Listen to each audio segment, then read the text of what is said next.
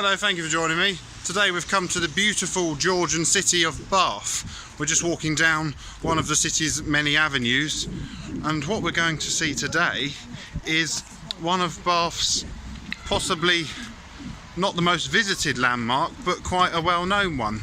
And it's just in front of us up here at the end of the avenue. There's the entrance. That's the entrance to Sydney Gardens. So what we're going to do, we're going to go and we're going to have an explore of the gardens. We're just going to go and see what there is really inside the garden. So we're just coming up to the end of the avenue. We're getting closer to what is the entrance. The entrance is now the Holborn Museum, but it was originally the Sydney Hotel. The gardens are free to visit, but I'm not entirely sure. I think you probably would have had to have paid once and you'd have entered through that building. So what we're going to do, we won't go in the museum right now, although given the weather that probably would be a more sensible thing to do. But first we're going to get across this road, so just bear with me while I wait to cross.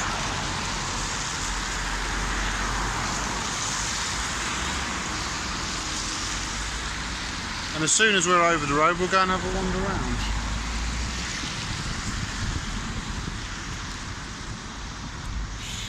Okay, so we're across the road. You can see many more of the city's Georgian buildings, but we're gonna now leave the busy streets and see Sydney Gardens. So here we are. Here's the building which I said is now the Holborn Museum. So this was originally the hotel. So I believe what would have happened is you'd have entered through those doors, gone up inside and come out at a conservatory on the upper level, but we'll go around the back and see if that is what it is like now.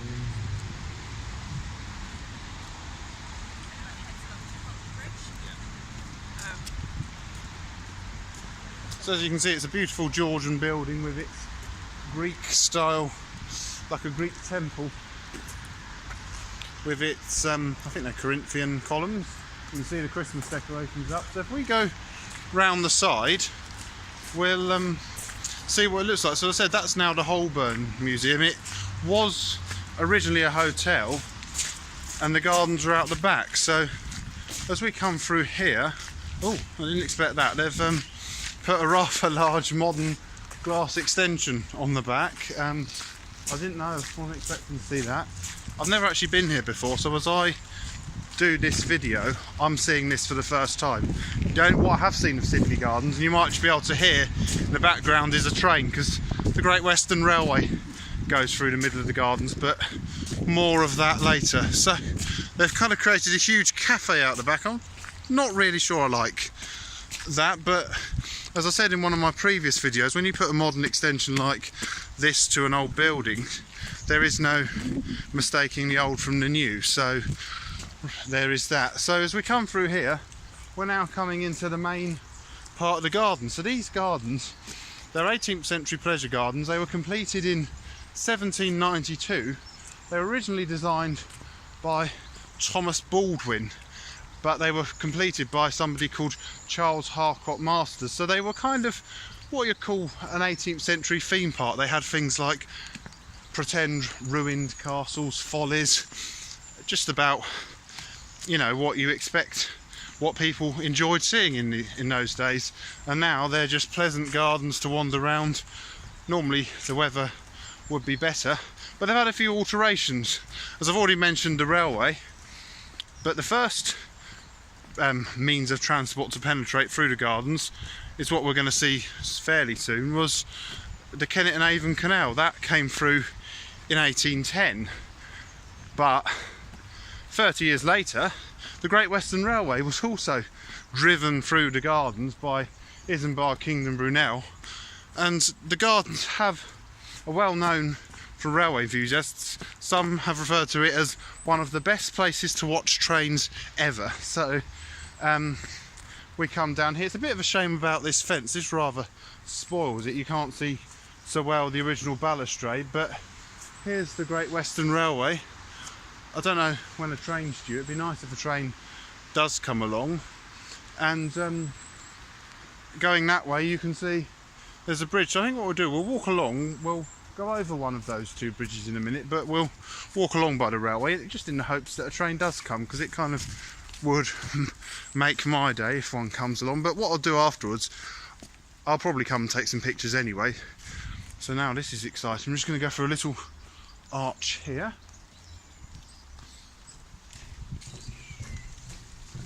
And we have another, what I suppose has become a train spotting gallery. It's a bit of a kind of a little path along here. It's not like an open grassy space like the previous one is. So I think what we'll do, we'll go along, we'll go under the next bridge, and then we'll go around onto the top and see what we can see, and then we'll see the other side of the gardens. There's more of the gardens up there. So as I said, they were completed in 1792. This was the second thing to go through. Brunel's billiard table of a railway between London and Bristol was put through here. Well, there's no sign of a train coming, so I think let's go through another tunnel. There's actually in here, as you can see through into the railway. It's a good place to come when it rains. If you're waiting to see a train, stand here out the rain and wait for the train. Anyway, let's carry on along here. So yeah, it'd be really nice if a train came, as it is well known, as some people, as I said, call it the best place to watch trains. So I hope we can get out of it. As I said, I haven't actually been here before, so I don't know where I'm going, but I've had a look at the gardens. It's somewhere I've always wanted to go. So we followed a path along here.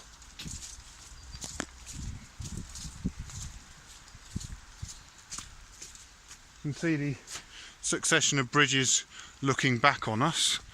I'm going to have to find a way of getting up out of here, because I want to show you the other half of the gardens over there. I suppose though, the more we walk along by the railway, the more chance we've got of seeing a train. But I also want to show you some of the features in the gardens, because as exciting as having the railway running through the gardens is, it's not the only feature.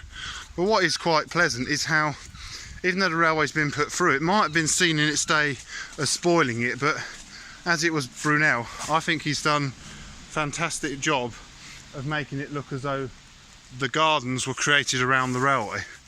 Right, okay, now I'm coming to the end of this path. There's some steps up here, so I think if we go up there, take one last look at the railway line, and we'll try and get up to one of those bridges. We might see a train. We're up there, so it's got these steps.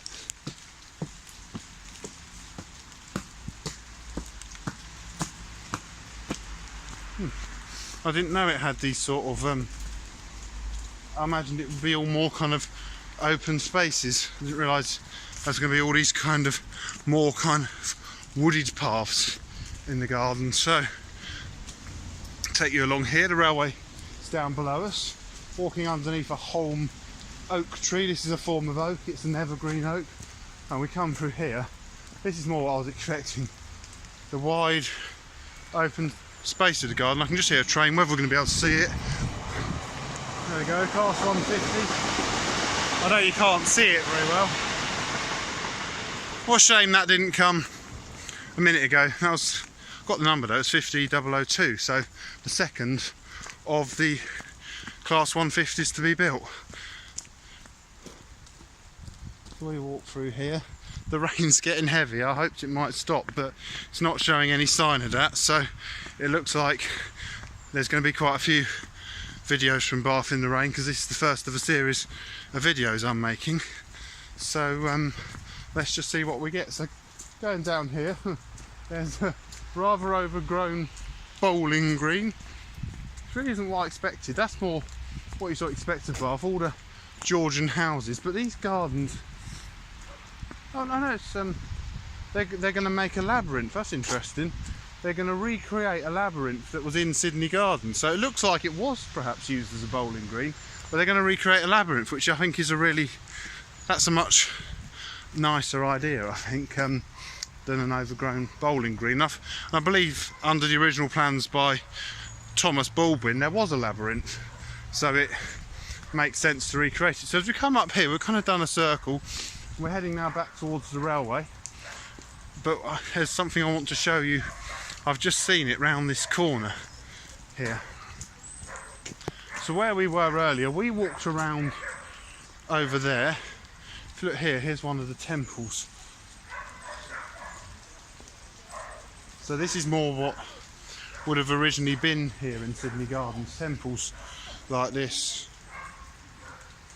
And there, like I said, there was once a sham castle which was either had to be moved when the railway or the canal was put through. So yeah, very attractive temple with its, I think these are more Corinthian columns. And now this here, this is the railway. So we're now going to go over the railway, and we might be lucky and see a train come along. Can't see any sign one. We're going to now carry on up here because there's another what looks like a temple. So here it really feels like, you know, that the railway is part of the gardens. I think it's been very cleverly added to the gardens. We're just going up the hill. Bath is a very hilly city,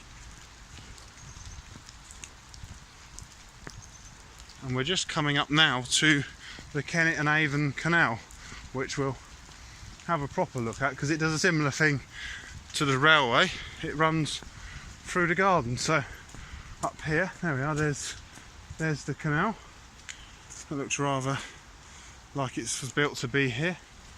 And there's one more temple up here, and it looks like it's part of a larger building.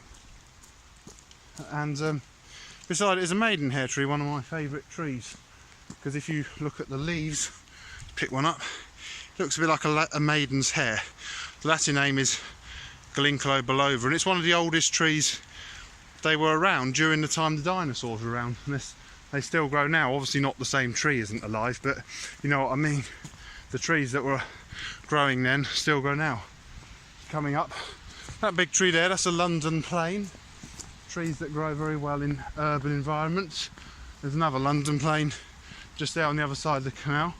So looking here, you can see the canal here, the railway just over there, so you can see how they run parallel.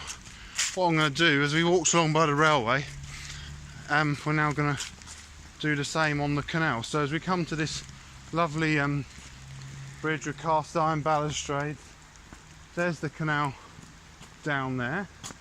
And if you look this way, there's a rather nice tunnel which takes the canal out of the garden. You must take it under the road, under that building, and out the garden. So if we go down here, where those people are there, we'll should be able to enter the canal there, and we'll have a little walk along the canal, and that will take us out the gardens. So we're just coming up towards another London plane. I can just hear a train. Do I run? Let's run and see if we can catch. See, it sounds like it's a short train, so it's probably already gone, but you know, I tried. It's gone. It was a turbo, I just saw the back of it. So yes, it's typical. Trains never come. Probably stand there for 20 minutes, the train wouldn't come. The moment I turn my back, one comes along. Nice beech tree over there. So we're now gonna leave the railway and we're gonna walk along by the canal. So I'm gonna go down through this gateway here,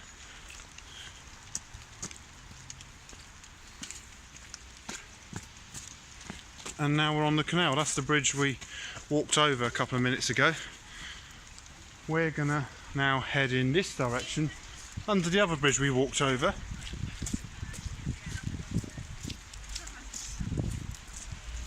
And we're just coming up to it now. Well, it's interesting, the bridge says 1800 on it, but I thought the canal was opened in 1810. So maybe I'm wrong there. If anyone wants to confirm that, please do comment. So as we come through here now, showed you one tunnel, there's another similar tunnel at this end. So what we'll do, we'll go through there and out of the gardens, I think, and see what we can see. So now the garden's taken on a different feel. We're kind of in a bit of a chasm.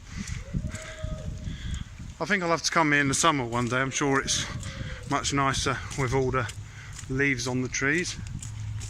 Oh, I can hear an HST now. That would have been perfect if we had been down there when that had come along, but as I say, you never can quite notice. But we've got this tunnel here we're going to go through, leaving the gardens behind into this dark tunnel.